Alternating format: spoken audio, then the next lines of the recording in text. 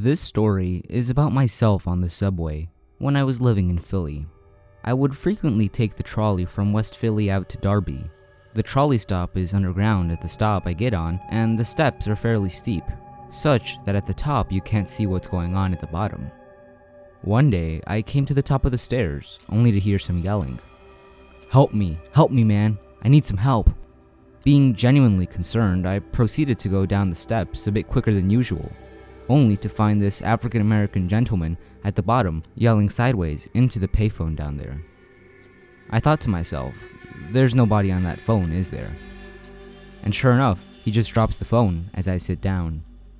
I tried to eat a sandwich, but the guy came up to me and started saying, "Hey man, I need some help, man. I got a lawsuit for veterans of foreign wars against the city of Philadelphia, man. I'm gonna win $2,000, man, November 2nd. I said, "That's cool." "Yeah, I'm gonna sue the city, man. Bring all of your brothers." He assumes I'm in a fraternity. "We need support, man. We're gonna win $5,000, November 2nd. The value went up. I laughed to myself. "November 2nd, man. We need everybody, man. We're gonna win $10,000. Remember, the 2nd. This goes on for about 15 minutes while I'm waiting for the trolley.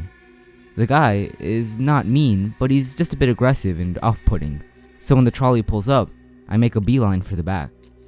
This guy stays up front and starts talking to people about November 2nd. We get about 5 blocks before the trolley driver tells the guy to shut up. After that, he gets up and says, "Aight, man, fuck you," and moves to the exit. But guess what? That's not a stop. So he decides to come back and sit right next to me. I was a bit more nervous at this point because the guy was getting increasingly belligerent, and I really didn't need that kind of stress. After all, I was just trying to take a nice, quiet trolley ride. He goes on about November 2nd and how the other people on the trolley can go screw themselves. Then, the following occurred, which is my interpretation of the events. As a side note, this trolley I ride is by and large ridden by African Americans. I'm Caucasian, and what I think is that the guy thought that me being the only white person on the trolley was making me nervous, when in fact, it was him making me nervous. To this end, my new friend said the following: "Don't worry, man, it'll be alright." And then he stands up, and in the loudest voice possible, exclaims, "Hey, my man and me right here, we're IRA. We'll fucking kill you." At which point, I try to make eye contact with as many people on the trolley as possible to shake my head and let them know that I do not know this guy at all. Shortly thereafter, he says, "Stay alive, man," and gets off the trolley. I immediately apologize to everyone for the man who advocated killing everybody else on the trolley on my behalf. Looking back on it, I do hope he won his lawsuit.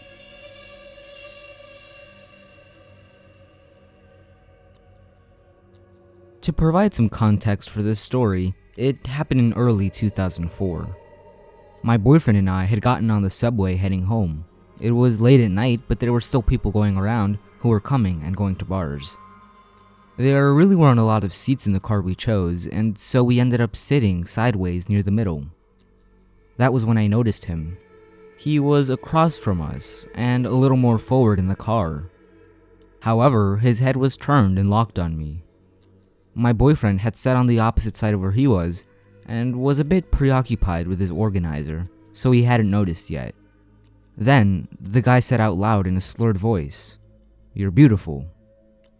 I smiled nervously. I really didn't know what to do. The guy looked like he was far gone on some kind of drugs. His eyes were kind of glassy as they looked at me. He said it again, "You're beautiful." My boyfriend had put down his organizer and was now looking at the guy, then at me, to see my discomfort. It seemed like the other passengers were also looking at the situation, either at the guy or at me. I was looking back at my boyfriend now and hoping this would cause the guy to take a hint, but he was too far gone.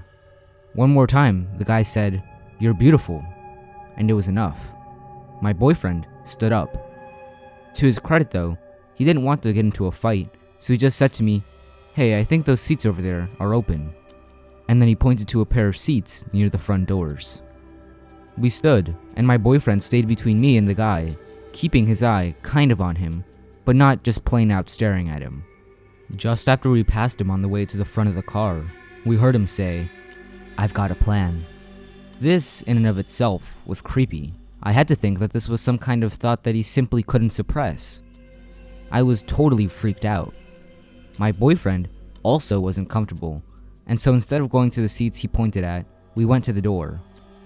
Luckily, there was a stop in less than a minute, and we got off, checking that the guy wasn't following. We got off into the crowd, and my boyfriend decided that we should take a cab the rest of the way. We checked behind us a few times as we walked to the exits, but we didn't see the guy at all.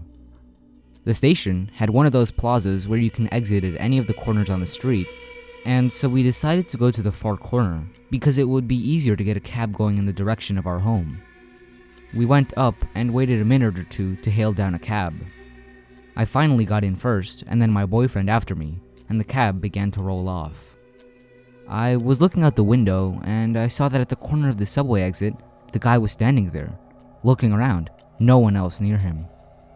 That's when I looked down, and when I did, I saw that there was a small knife in his hand, and I quickly yelled, "Oh my god," or something, which got my boyfriend's attention, and so he also looked in that direction.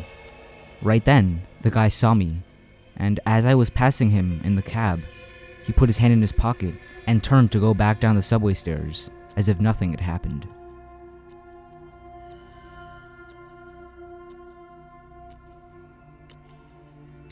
Just to begin, this story is really more weird and creepy than scary. This happened when I was 18 and had just moved to Tokyo for college, and was living at a dorm that was unfortunately about an hour away from my school and the center of Tokyo. Now, Japan is one of the safest countries in the world. People leave their bikes unlocked for hours on the street in the middle of the city, and nobody will lay a hand on them. The only real crime problem they have is pervs on the subway with wandering hands. But since I'm very obviously American and won't put up with that bullshit, I guess no guy has ever really been brave enough to try anything on me. That was until one night, when I ended up going out to dinner with a friend and had to take a late train back to my dorm. If you've ever been on the Japanese subway, you'll know how crowded the express trains are, especially at night and early in the morning. They literally have men standing outside of the train who push passengers in like a bunch of sardines. Well, I was pretty tired and not in the mood to stand for an hour between a bunch of sweaty drunk businessmen, so I opted to take the local train back to my dorm, even though it would have taken about 15 minutes longer than the express. So I was sitting on the train, and nothing out of the ordinary was really happening. As the train went on, more and more people started to get off the train, until it was only me and one other man in our car. He was just your typical middle-aged Japanese businessman, a little on the greasy side. After a few stops, no one else got on, and the man didn't get off either, but I could feel him watching me from the other side of the car. I wasn't really too worried. I get a lot of stares being a young American girl in the middle of Tokyo. But then the guy started inching his way towards the car closer to where I was sitting. Still, I kept on thinking, no big deal. Maybe he's trying to get closer to a map on the wall. I could still feel his eyes on me, and just to be safe, I moved to the other end of the car. After all, it was more comfortable in the reserved seats anyway. That's when it got a little weird. The guy got up and moved to the exact seat I had just been sitting on. I was kind of grossed out. I mean, what was he trying to do? Feel my warmth from having been just sitting there? Now, I was kind of uneasy. Luckily, the train stopped at its next stop, and the guy got off the train. I was relieved, until suddenly, he came back onto the train through the door right in front of me and sat directly next to me, looking straight at me and open-mouthed breathing on me. I didn't make eye contact and just kind of sat frozen for a few seconds until I realized what was going on. I looked at him like, "Oh, don't even try anything on me," and stood to get up. Luckily, someone else got on the train at the same time, and he literally bolted off the train before the door shut and the train left. I don't know what he was planning on doing that he'd risk missing a stopover, but thank God someone else got on the train when they did. Needless to say, I now put up with standing for an hour and always take the express train.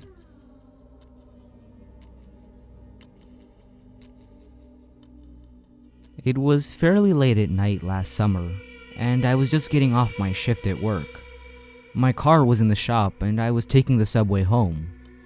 I was rather tired that night, as I had stayed up reading later than I should have. I was yawning and thinking of my nice warm bed and loving boyfriend to get home to. So when I got on the train, I rested my eyes. Later on, when I opened them, I saw that a man was sitting in the seat directly in front of me. I saw this man from my last time on the subway, and the time before that. I will make a note now that there was basically nobody on the train. It was me, this man, an older woman, and a man in a suit. That was it. I closed my eyes for a while longer, and when I reopened them, it dawned on me that he was very blatantly staring at my chest. I wasn't really wearing anything to attract attention to it. In fact, I was wearing a sweater. When the man noticed that I saw him staring, he did this kind of weird smirk thing. "Hey there, babe," he said. I looked away and ignored him. I heard some shuffling and noticed that he had moved to the seat right next to me. He started to touch and pick in my hair, and I looked at him, dead in his bloodshot eyes, and said, "Stop that," and I moved down 2 seats. He followed, scooting to be directly beside me. Babe, don't be like that." It's a good idea to mention now that his words were very slurred, and he proceeded to put his hand on my knee, and to my horror, he began to slide upwards towards my woman area. I full out slapped his hand, glared at him, and stood up, walking to the far side of the train. My stop came about a few minutes after that, and I quickly left the train and made my way towards the exit of the subway. "Hey sexy, wait up." Yes, he had followed me. Before I knew it, he was in front of me. I backed up into a wall. It was like one of those bad horror movies where they corner the victim. "Leave me alone right now. Move away," I said, as forcefully as I could in this situation. He didn't want to move, he just mumbled some things that I couldn't hear. I'll have you know that he smelled of alcohol. I was about to kick him right in the balls and run away, but then the most amazing thing happened. The older woman from the train marched up, stepped in between me and the man, and pepper sprayed him. He yelled incredibly loudly, and the woman quickly took my arm and walked me away. Once we were a fair distance away from the man, I thanked her profusely. I now know that her name is Rose, and that her sister had been attacked, so now she carries around pepper spray just in case. Rose sat with me every time I was on that train until I got my car back. I did see the man again. Every time I was on the subway, in fact, but he always sat on the opposite end of the train and never looked in our direction.